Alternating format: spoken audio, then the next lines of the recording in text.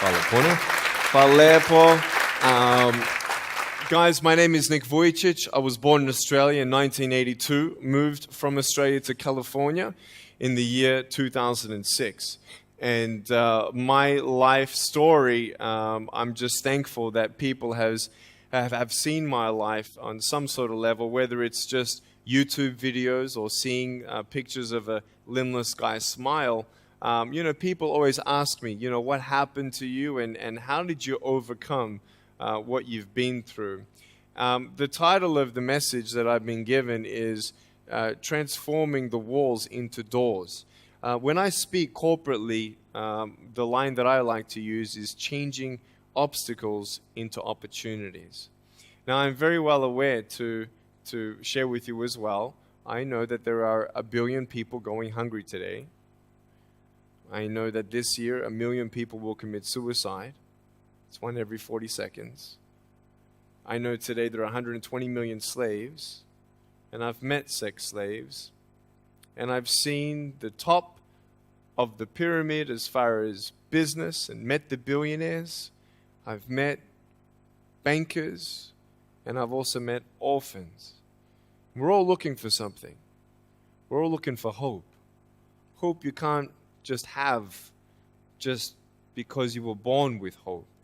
No, we're born with pain. We're born and live through difficulties.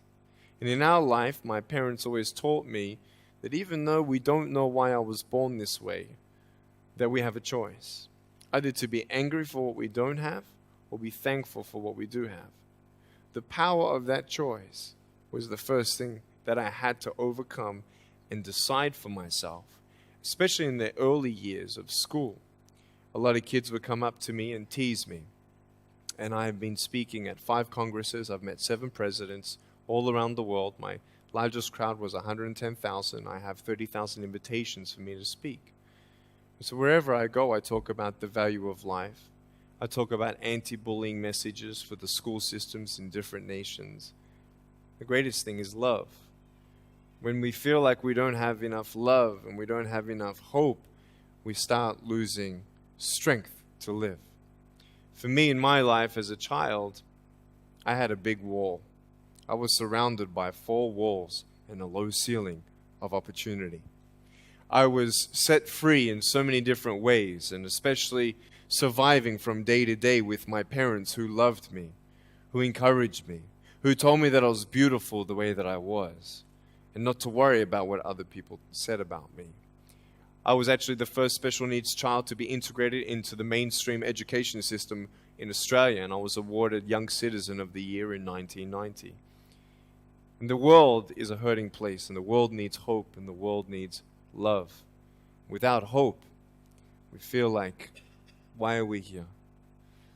Well, brokenness. Here's mine. Today, I still have no arms, no legs. But everything's changed. Everything. For me, I was looking for hope and happiness, and I couldn't see it for many years. In fact, if this side of the table represents my hope, truth encourages me to become all that I can be. But then we have lies every day coming in our mind, people who discourage us. You know the people that you have in your life who, no matter how good of a day you're having, they'll bring you down. Or no matter how bad of a day you're having, they'll bring you even lower. You know what I'm talking about? Think of the 3 biggest discouragers in your life. They're not your biggest discouragers. You are. You are. It only takes 3 seconds for me to tell you something discouraging. But then you may never forget my words. I've met so many 50-year-old women and 40-year-old women who still remember what their fathers told them that they wish they never heard. Words are powerful. When you hear those words and then your mind starts growing with these lies. Nick, you're not good enough. Nick, just give up. Nick, you're never going to get a job. You won't get married. You can't even hold your wife's hand. What kind of a father are you going to be if you can't even pick up your kids when they're crying? You're alone. Sure, your parents hug you, but their hugs can't heal you. Just give up. Just give up. Just give up. Just give up. Just give up.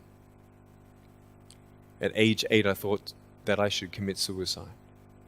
Why? Because I didn't have hope. I thought I didn't have hope. Today you can see that I had hope. What's the word? Believing in something you do not see. Faith. Words can only do so much. Hugs can do much more than words. But when hugs can't do anything, that's where faith kicks in. For me, words and hugs were not enough, but I had no faith. So I tried to give up. At age 10, I tried to drown myself in 6 inches or 15 centimeters of water. In my home, I told my dad I just wanted to relax. But really, I wanted to end my life. I had enough. Dosta mi a bio. Okay. The first 2 times I rolled over, I was trying to work out how much air I hold in my lungs before I let it out. And the 3rd time, in my mind, knowing that I wanted to get out of here because of the bullying in my life, because I was going to be a burden to my parents and I had nothing to look forward to, I realized at that moment that if I actually went through with committing suicide, I would leave a greater burden for my parents than they already had. So there was one thing less hopeful or more burdensome than having a child without limbs.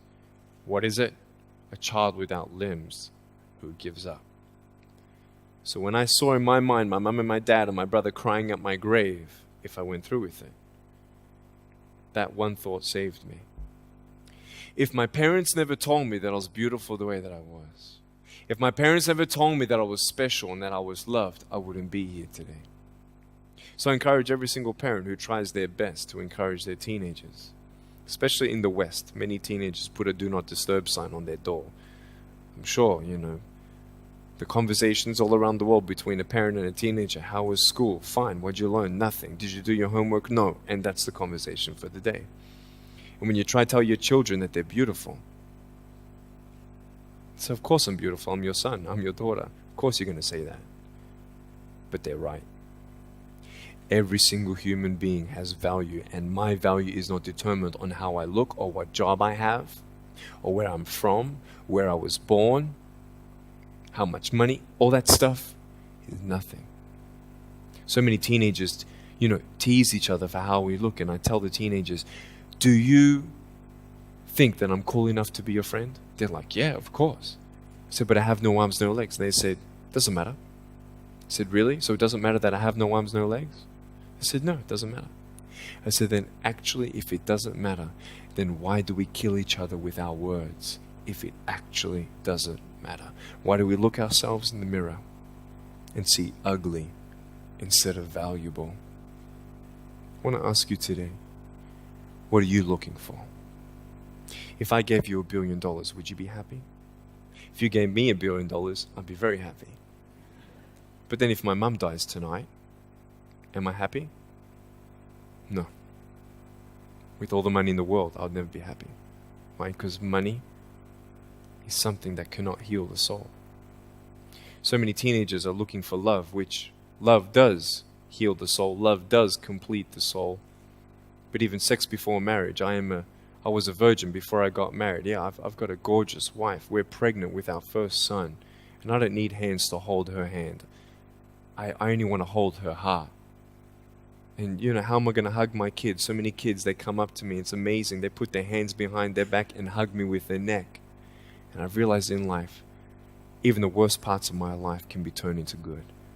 And they're even more special. So many teenagers, they're looking for love. So they're going to go do this and go do that and have sex before marriage. For me, sex out of marriage is like a $5 Gucci watch. Sex within marriage and having sex with someone who loves you, who's committed to you for the rest of your life, going to be the mother or father of your kids. That's what love is. You can talk, you can sleep with as many people as you like, but never know for sure, do they love me? Love is a lifelong commitment. You see, there are choices in life, and we're looking. I want to ask you, what are you looking for? Well, if I can just get drunk, why not, man? I only live once. Well, if that's the way you believe, great. But for me, I'm a greedy man. I don't want to live for 90 years. I want to live for billions of years. And I know that every day my choices will affect this life, other people's life, and my eternal life. You got to come to the truth of knowing who you are and why you're here. William Barclay, he said, the greatest 2 days in anyone's life, the day you were born and the day you knew why. So, you're ugly. No, I'm beautiful the way that I am. And if you can't believe that for yourself, so many girls especially stay with their emotionally abusive boyfriends. Because if I break up with him, then who's going to want me? See, we all want love. That's why we do what we do sometimes. To get into the crowd, I'm going to swear, I'm going to be cool. That's what this world is. I want to look like her. If I was taller, shorter, smarter, more popular, whatever you want. It's not enough until you find the truth. I'm wonderfully and fearfully made. There's a greater purpose for my life. I am here for a reason. Sure, I didn't get a miracle. Yeah, I believe in a God who can do miracles, and I have a pair of shoes in my closet. Why? I've seen blind people seeing and deaf people hearing. That's fine if you don't believe me. I got it on camera. But I realized something. If God doesn't change my circumstance, He's going to use my life to be a miracle for someone else. When you don't get a miracle, you can still be a miracle for someone else. I'm going to close off with this beautiful story. I was in Southern California. I have two organizations. I have a non-profit organization and I have a for-profit. I probably spoke between years 2007 and 2010, 1,000 times, 600 flights. And I've spoken to 4.5 million people face to face. And in the last 48 hours here in Serbia, we've reached 5 million through media. So, we have the heart of people to love others. We want people to love each other, love yourself, dream big, and never give up. We're all looking for hope, aren't we? What are you looking for? Money, drugs, sex, alcohol, pornography, fame, fortune never satisfies. It's never enough. But I've come to a peace. So check this out. When I'm 24 years old, 5-6 years ago, I was in California. And I never met anybody else like me. When I was 10 years old, I wish I would have met somebody like me. Never did. Didn't get that miracle. But at 24, in California, I saw a little boy with no arms and no legs.